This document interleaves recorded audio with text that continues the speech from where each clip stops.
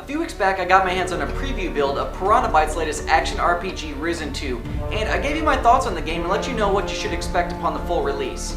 Well, after playing the full version of the game, I can tell you that, minus a few issues with the combat system, I loved it. The first Risen game had a lot of mixed reviews as the PC version was far superior to the versions that came out on the consoles. Keep in mind though that I only played the PC version of Risen 2, so I can't comment on how the console version turned out this time. There are always beings endowed with special power, chosen by the gods to determine the fate of the world. The Titan Lords were the first, lords of the elements. With their help, the gods created our world. But when their work was done, the Titan Lords turned on each other and began a war that ravaged the earth. The game opens several years following the events that went down in the first game, where you, the nameless hero, now joined with the Inquisition, have resorted to drinking your life away to deal with the terrible visions from your recent past.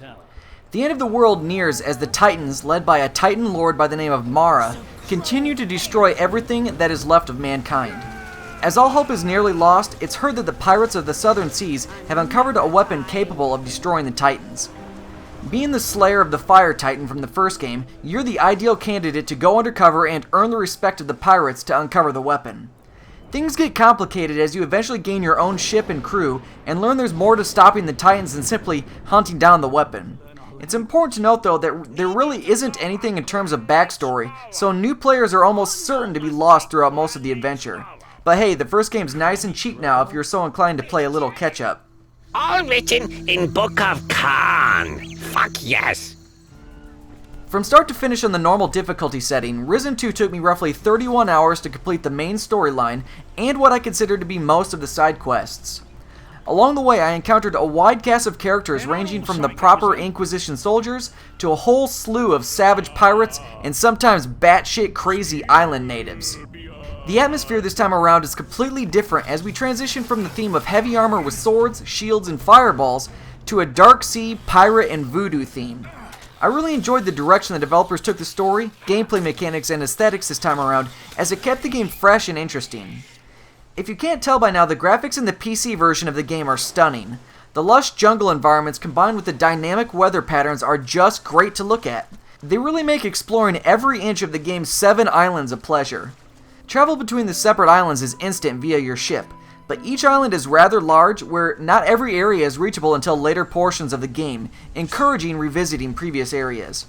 So while this isn't a full sandbox game like Skyrim, it's pretty close.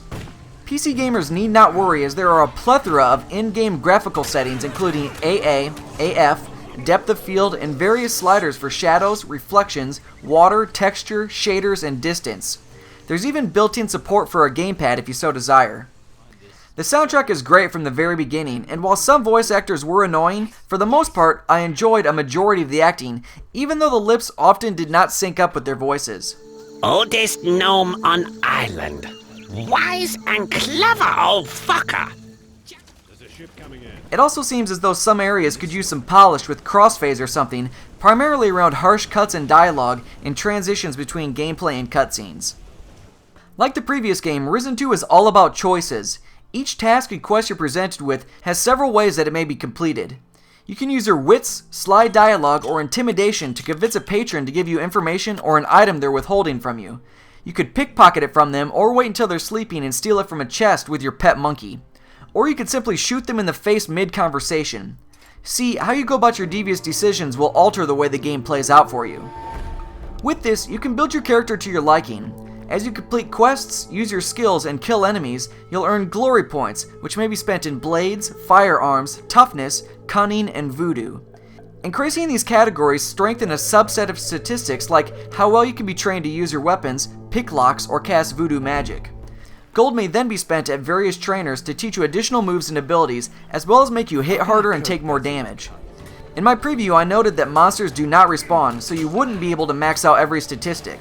Well, that's untrue, as the full version of the game did in fact have respawning monsters. There's also no hand-holding in this game. It's seldom that you receive indicators as to exactly where you're supposed to go for your quests. There's no mini-map on the UI to help you explore, and until you purchase or find a map of the area, you have no other way to get yourself around. As new areas are discovered though, you can fast travel with a click of the button. To me though, that is part of the game's charm, as it requires you to explore and think for yourself how to best utilize your abilities to solve the tasks at hand. The menu system and user interface have been completely redesigned.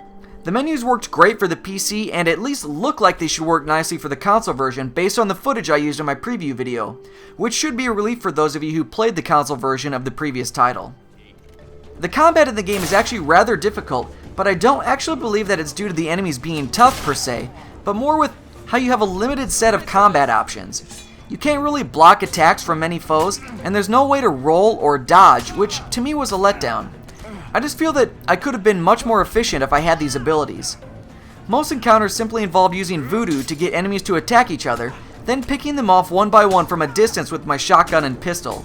Tougher enemies involve simply shooting and kiting them around rocks. The times I was forced to use the melee combat system, I was just let down as there wasn't a lot that I could do and I just took tons of damage for no reason. Replacing the plethora of classic fantasy spells from the first game, voodoo magic is introduced if you take the time to get the island natives to teach it to you. This was one of the more interesting aspects of the game because of the wide variety of things you can do with it. By the end of the game, you have the ability to place curses on monsters and humans, make them fear you, completely take control of their bodies and control them, and even summon dead spirits to fight for you. If you play this game, I absolutely recommend going down this path first. If you haven't done so already, check out my video preview of Risen 2 as it contains gameplay footage from the console version of the game, as well as some more specific details of some things you'll find in the game. But before I end my review, I want to touch on the combat system again. There's a lot more to this game than simply hacking away at monsters. While the combat system isn't as refined as, say, Dark Souls, I certainly don't think it should dissuade you from checking this title out. Risen 2 is likely going to be one of the lesser known titles this year, and I believe that it deserves some more attention. I had a great time playing through this, and am quite looking forward to a second playthrough.